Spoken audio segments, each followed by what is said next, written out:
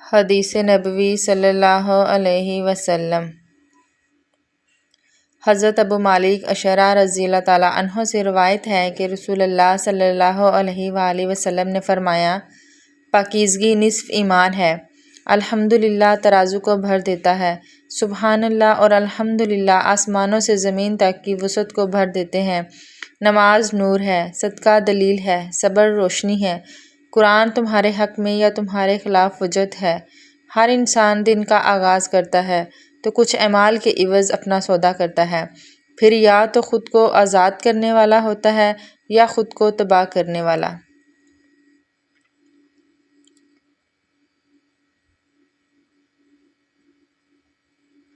ابو اعانہ نے سماک بن حرب سے، انہوں نے مصعب بن سعد سے روایت کی کہ حضرت عبداللہ بن عمر رضی اللہ تعالیٰ عنہ ابن عامر رضی اللہ تعالیٰ عنہ کے پاس ان کی عیادت کے لیے گئے۔ وہ بیمار تھے۔ ابن عامر رضی اللہ تعالیٰ عنہ نے کہا، ابن عمر، کیا آپ میرے لیے اللہ تعالیٰ سے دعا نہیں کریں گے؟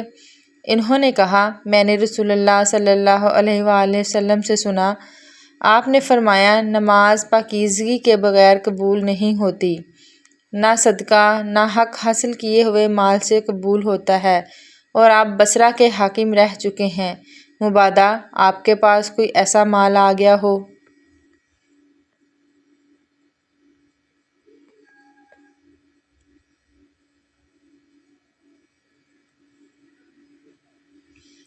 وہب بن منبع کے بھائی حمام بن منبع سے روایت ہے، کہا، یہ وہ احادیث ہیں جو حضرت ابو ہریرہ رضی اللہ تعالیٰ عنہ نے محمد رسول اللہ صلی اللہ علیہ وآلہ وسلم سے ہمیں سنائیں۔